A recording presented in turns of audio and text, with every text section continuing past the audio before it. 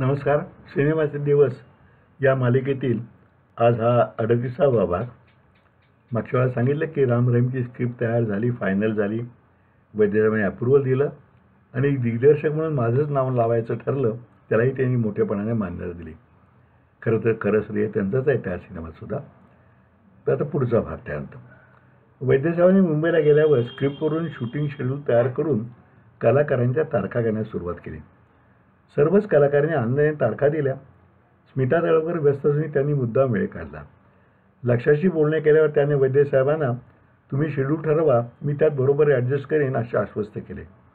माझी तयार झालेली दोन्ही गाणी अनिल भोईरांच्याकडे पोचल्यावर त्यांनी ती आवडल्याचे कळवले आणि तिसरे गाणे केव्हापर्यंत होईल हे विचारले.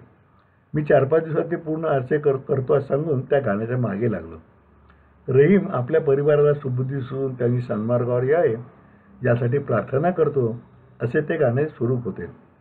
तेव्हा सातारच्या औद्योगिक क्षेत्रात कार्यरत असलेले बालकृष्ण बाली हे पंजाबी गृहस्थ आमच्या मित्रमंडळात होते. उमद्या मनाचे व फाळणीचे चटके सोडूनही जिंदादिल राहिलेले बाली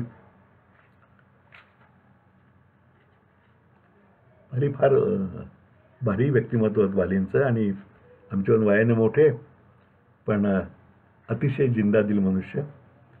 सुनील दत्त ही बहीण म्हणजे बालींची बायको. अनेकदा त्यांच्या घरी आम्ही मैफल जमवत असू आणि सुनील दत्तांची बहीण म्हणजे बालींची बायको आमच्या अतिशय प्रेमाने आगत्यानं करत असे. कुठल्याही तऱ्हेनं आपण सुनील दत्तचे मेवणे आहोत असा एक 0.5% 0.5% सुद्धा अहंकार त्यांच्यात नव्हता. आम्ही त्यांच्याहून वयाने लहानसुद्धा आम्हाला ते बरोबरचे मित्रपणा वागवत. तर बालींना हिंदी आणि विशेषतः उर्दू काव्याचे ते रसिक होते. त्यांच्यामुळे अनेक सुंदर उर्दू गझल, शेरोशायरी यांचा रसास्वाद आम्ही घेत असू. त्यामुळे हे गाणे उर्दू वर्णाच्या हिंदीत करावे असे म्हणत होते. गझलमध्ये परमेश्वराची आराधना करणारा नाद गझल हा एक प्रकार आहे. तशी नाद गझल लिहिण्याचा मी प्रयत्न सुरू केला.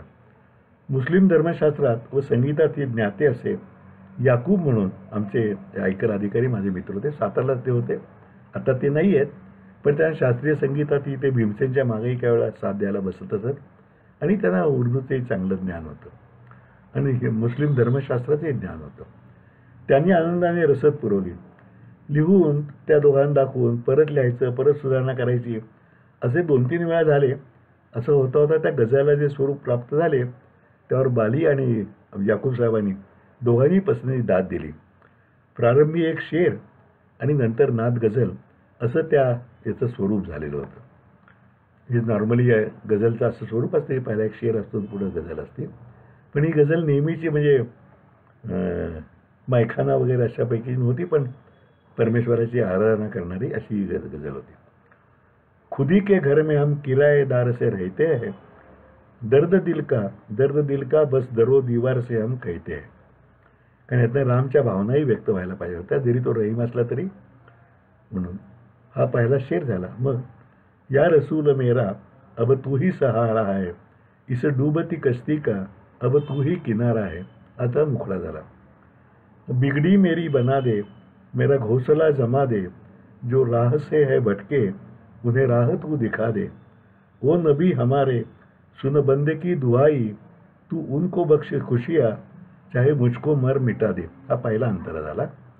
आणि दुसरा अंतरा, किस जुर्म की सजा है या मेरी इम्तिहा है, सागर में रह के प्यासा क्या खूब जिंदगी है, तेरे दर पे हूँ मैं आया, मेरी झोली तू ही भर दे, नहीं कुछ भी अब तमन्ना, रहमत की जुस्तजू है, या रसूल मेरा अब तू ही सहारा है. अशी ती गझल तयार झाली. ती सुवाच्य अक्षरात लिहून अनिल मोयलांच्याकडे पाठवून दिली. ती पोचल्यावर त्यांचा फोन आला की कुणाकडून लिहून घेतली आहे, अगदी अस्सल उर्दू कवी तुम्हाला साताऱ्यात का सापडला. मी म्हटलं भाई दुसरं कोण लिहिणार, मी थोडी खटपट करून लिहिली आहे. त्यांचा त्यावर लवकर विश्वास बसेना. ते म्हणाले अहो कसे शक्य आहे ते, तुम्ही काय उर्दू शिकला आहे. अगदी नामवंत उर्दू कवीने लिहावी अशी तिची बट्टी जमली. शेवटी त्यांची खात्री पटल्यावर मात्र तुम्ही मुंबईला आलात की तुम्हाला या गझलबद्दल खास पार्टी देतो असं म्हणत त्यांनी अभिनंदन केले.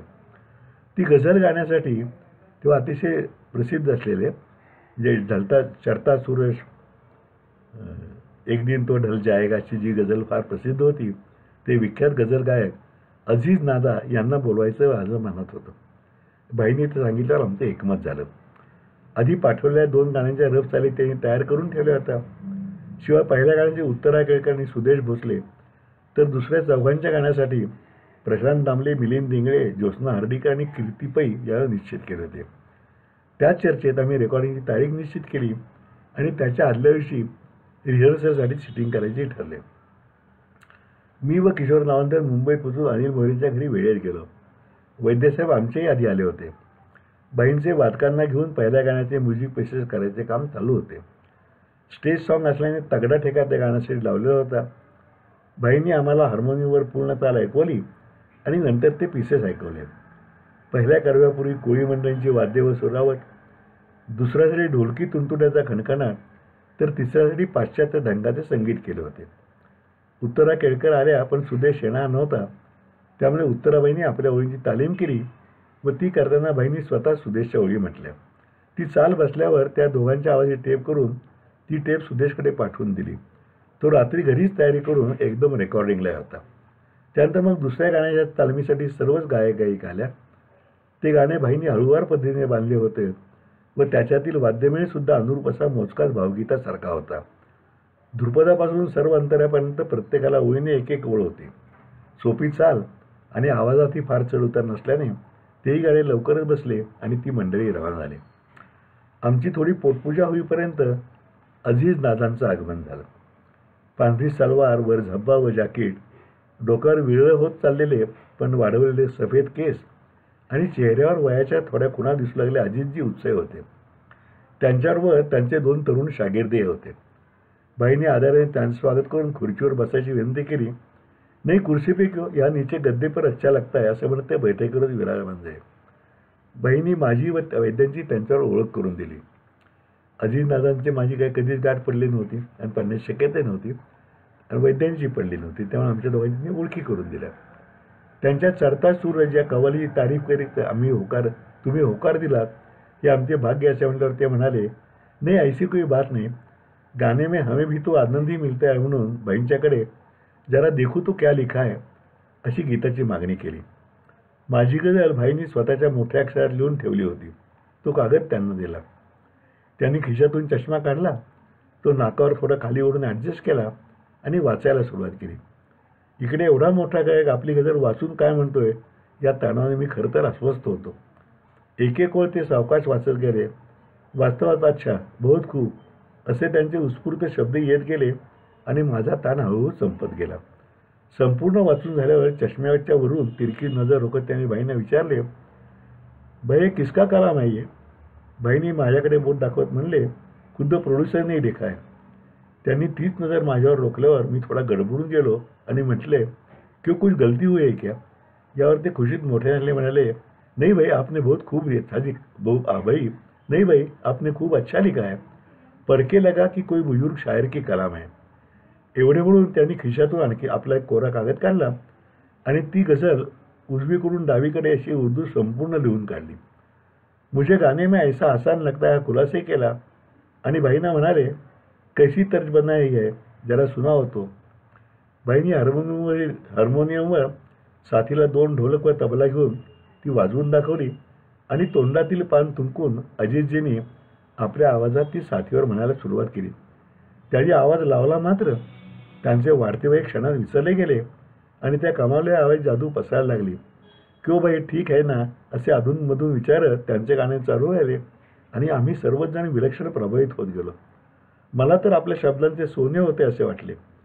त्यांच्या 2 शागिर्दांनाही बाईंनी एक एक उचलायला सांगितले आणि मग रिहर्सल फायनल होईपर्यंत जणू ही गझलीची मैफलच जमली.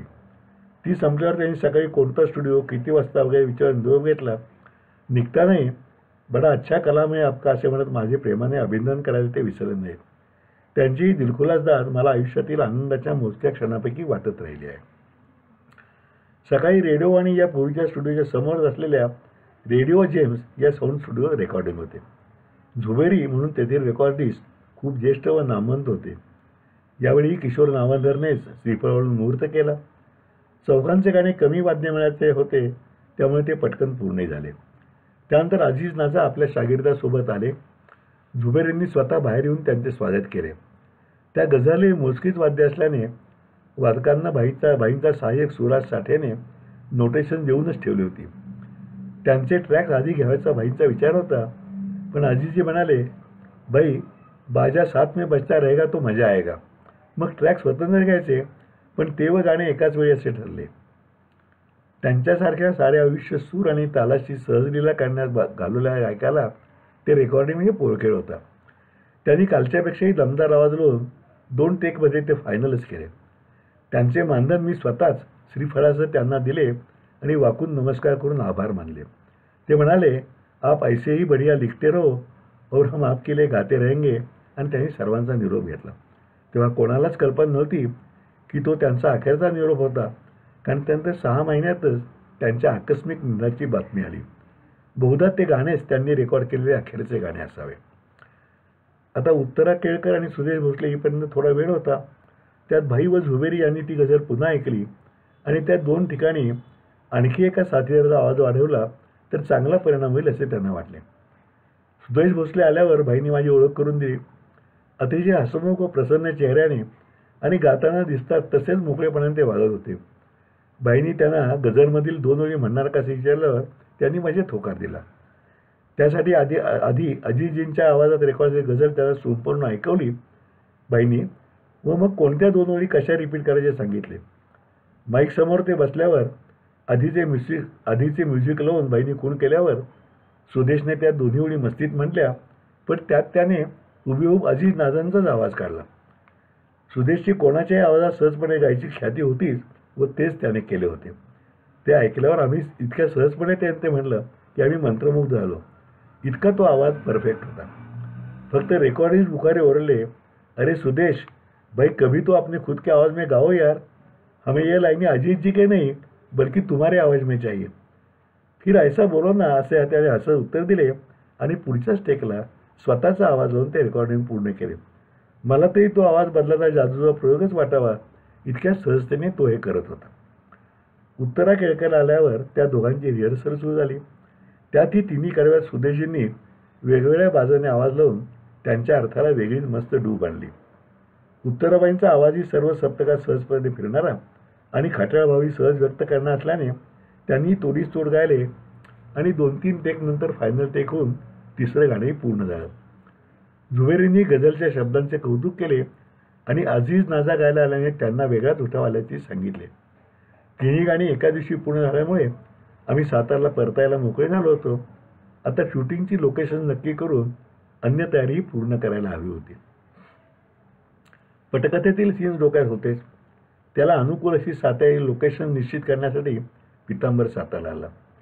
त्यापूर्वी मी त्यावर विचार करून काही जणांशी बोलून ठेवले होते. त्यामुळे पितांबर आल्यावर ती ठिकाणी पण फायनल करीत गेलो. डॉक्टर रामचा बंगला म्हणून साताऱ्यातील अस्थितज्ञ डॉक्टर विलास माने यांचा बंगला, रामचं हॉस्पिटल म्हणून डॉक्टर देवकरण नावंदर यांचे राधिका नर्सिंग होम, अलकाचे घर म्हणून डॉक्टर के.एस. लाहोटी यांचा बंगला, रिक्षावाल्या चंदूच्या घरासाठी आप्पा निगडीकरांचे घर, महिलांच्या पार्टीसाठी शहांचा बंगला, फाईट सिक्वेन्ससाठी दगडी खाणींची जागा, दीपकच्या सीनसाठी उद्योजक पांडुरंग शिंदे यांच्या सायक्लो इंडस्ट्रीची फॅक्टरी, अशी सर्व लोकेशन्स मिळाली. सर्वजण मित्र असल्याने त्यांनी मनापासून संमती दिली. डॉक्टर माने यांच्या बंगल्यामध्ये 7-8 दिवस शूटिंग करावे लागणार होते, म्हणून त्या काळात त्यांना खरंच अडचण झाली असती. त्यांनी मोठ्या मनाने तेवढे दिवस आम्ही सर्वच फॅमिली लॉजमध्ये राहतो, म्हणजे तुम्हालाही संकोच नको आणि आम्हालाही अडचण होणार असा पर्याय स्वतःहून सुचवला. विशेष म्हणजे या सर्वांना त्याचे काही भाडे देऊ का म्हटल्यावर त्यांनी स्पष्टपणे नकार देऊन उलट तुम्ही येथे शूटिंग करता याचा आनंद सांगितले. कलाकार व तंत्रज्ञांची व्यवस्था श्रीमान लॉज व हॉटेल राधिका पॅलेसमध्ये केली होती. बाकीचे सर्व युनिट सुयोगमंगल कार्यात राहणार होते व ते सुयोगमंगल कार्यालयच आम्ही चितळे मास्तरांचे घर म्हणून सुद्धा वापरणार होतो. डॉक्टर रामचा रहीम बनल्यानंतरचे 7-8 सीन्स मशिदी होते. शाही मस्जिद या साताऱ्यातील भव्य मशिदीत ते करावे या विचाराने मी त्यांच्या विश्वस्ताकडे विनंती केली. माझे ज्येष्ठ मित्र गुलाबी बागवान आणि मजीद भैया बागवान यांनी त्या विश्वस्तांना या सिनेमातून आणि सीनमधून इस्लामचा चांगलाच भाग लोकांच्यापर्यंत पोहोचेल हे समजावून सांगितल्यावर त्यांनी संमती दिली. पुढे प्रत्यक्ष शूटिंग सुरू झाल्यावर ते सीन्स पाहून त्या सर्व मंडळींनी समाधान व्यक्त केले. प्रत्यक्ष मशिदीत जाऊन शूटिंग केलेलं असे बहुतेक पहिलंच उदाहरण असेल असं मला वाटतं आणि कदाचित शेवटचं सुद्धा. एवढेच नाही तर त्याच दरम्यान रमजान ईद आली. ईदगाह मैदानावर मुस्लिम समाजाचे सामूहिक नमाज पठण होते. त्यातही मोहन जोशींना सामील करून घेऊन या सर्वांनी शूटिंगची परवानगी दिली. प्रत्यक्ष मशिदीत व ईदच्या सर्वांच्या एकत्रित नमाजाचं शूटिंग असलेला राम रहीम हा एकमेव सिनेमा असा. साताऱ्यात नांदणाऱ्या हिंदू मुस्लिम एकत्रितते प्रतीकच होते असं मी मानतो. इकडे कलाकारांच्या आघाडीवर लक्ष व दीपक शिर्के सोडता सर्वांच्या तारखा निश्चित झाल्या. दीपक शिर्केला सर्वजण बाप्पा म्हणतात. मी त्याला फोनवरून विचारलं, त्याने काम करण्याचा आनंदाने होकार दिला. तो म्हणला, आपली गाठ पुरी एकदा पडली, ती आमची इच्छा माझी पुरी करा. या लोकप्रिय वगनाट्य दादा कोंडके तो काम करताना भेट झाली होती, त्याची आठवण त्याने सांगितली. इंडस्ट्रीत माझं नाव बऱ्यापैकी झाल्याचं त्याच्याही कानावर होतं. तो तेव्हा हिंदीमध्ये खूप व्यस्त होता. अमिताभ बच्चनवर त्याचा हम नुकताच लोकप्रिय झाला होता. मी त्याला आम्हाला तुझे 4 दिवस लागतील तर मानधनाने काय ठरवायचे असे विचारले. त्यावर तो म्हणाला, मानधनाने मी तुमच्यावर सोडतो, तुम्ही योग्य वाटेल द्या. फक्त तुम्हाला ज्या तारखा हव्या असतील त्या माझ्या सेक्रेटरीकडून बोलून ठरवून घ्या, कारण त्याच्याकडे सर्व नोंद असते. हे ऐकून मलाही बरं वाटलं. मी शेड्यूल बघून त्या सेक्रेटरीला फोन केला आणि त्या तारखांची विचारणी केली. तो म्हणाला, हाँ बाप्पा जी ने मेरे को बोला है, वो 4 डेट्स में आपके लिए रखता हूँ. अच्छा पैसे का बात हुआ कि नहीं? मी म्हटले, नहीं बाप्पा बोला है जब वो इधर आएगा तो पैसे का फाइनल करेंगे. नहीं नहीं ऐसा कभी होता है क्या? अभी तो वो सब बड़े बड़े बैनर के हिंदी फिल्म में काम करता है, तो हम डेली बेसिस पर डे 20,000 रुपये लेते हैं. आपका मराठी है तो आधा यानी पर डे 10,000 देना पड़ेगा. हे त्याचे बोलणं ऐकल्यावर मी चक्रावलो आणि म्हटले, बाप्पा तो ऐसा बोला नहीं है. यार त्याचे उत्तर, वो क्या बोलेंगे, डेट्स और पैसे मैं ही फाइनल करता हूँ ना, आपको तो वो हिसाब से देना पड़ेगा. मी सोचता हूँ लेकिन आप वो डेट्स फिक्स रखिए म्हणून फोन बंद केला. आता एवढे पैसे देणे मला परवडणार नव्हते. त्यामुळे तसाच आग्रह आहे तर बाप्पाऐवजी दुसऱ्या कोणाला तरी घेणे भाग होते. नशिबांच्या वेळचा त्या मुख्य अभिनेत्रीचा सगळा अनुभव आठवून आता असे व्हायला नको होते. आत्ताच नक्की करूया असा विचार करून परत बाप्पाला फोन लावला. त्याला झालेले बोलणे सविस्तर सांगितले, माझी अडचणी सांगितली. तो म्हणाला, सेक्रेटरीचं काय घेऊन बसलाय, त्याने डेट ठेवल्यानं मग बास झाले. पैशाची तुम्ही काळजी करू नका, मी येऊन नक्की काम करतो व मीच आपण योग्य काय ते ठरवू. त्याच्या आश्वासक ठाम बोलण्याने माझी काळजी दूर झाली. लक्षाची तर आणखीच वेगळी पण गमतीची होती. लक्षाचं एक सगळं जगा वेगळं असायचं आणि त्याच्या डोक्यामध्ये सगळा हिशोब पूर्ण असायचा. लक्षाची तर आणखीच वेगळी पण गमती होती. त्याला फोन करून तारखा विचारल्या तर तो म्हणाला, तुम्ही तुमचं शेड्यूल आखून शूटिंग सुरू करा. ते सगळे साताऱ्यातच करणार आहात ना, मी बरोबर त्या दरम्यानच्या तारखा काढून तुम्हाला 2 दिवस आधी कळवतो. मी म्हटले, अरे पण आम्ही त्याशिवाय प्लॅनिंग कसे करणार. पण लक्षाचे डोके म्हणजे कॉम्प्युटरच होता. त्याने स्क्रिप्ट पूर्ण वाचून ठेवले होते. तो डायरी ठेवायचा नाही, पण त्याच्या मेंदूत सगळे पक्के बसलेले असायचे. त्याचे उत्तर या सगळ्याचा अर्थ होते. तो म्हणाला, हे बघा, मला एकूण 9 सीन्स आहेत आणि 2 गाणी आहेत. त्यातील 7 सीन्स साताऱ्यातील लोकेशनवर आहेत. त्यासाठी मला तेथे यायला लागणार आहे. आता डॉक्टर जब्बार पटेल यांच्या एक होता विदुषीचे शूटिंग सुरू होत आहे, पण त्यातून मी वेळ काढतो. बाकीचे 2 सीन आणि गाणी कुठेही होऊ शकतील, साताऱ्यात, कोल्हापुरात किंवा मुंबईत सुद्धा. त्याचे मी बरोबर प्लॅनिंग करतो. त्यातील कलाकारांच्या तारखा माझ्या मी मॅच करून घेतो, तुम्हाला कळवतो. गाणी सुबललाच करणार आहेत ना, त्यांनाही तेव्हा बोलून घ्यायची माझी जबाबदारी. आता झाले ना, तुम्ही माझ्या कामाची काळजी सोडा. त्याचे ते सुपरफास्ट डोके बघून मी चक्रावलो. मी स्वतः ती स्क्रिप्ट लिहिली असून सुद्धा मला सुद्धा ते चटकन सांगता आले नसते, इतक्या लक्षाने करेक्ट सांगितलं. मी थँक्यू म्हणतच मी फोन ठेवला. आता यानंतरचा प्रगती शूटिंगची पुढच्या भागात. तोपर्यंत नमस्कार.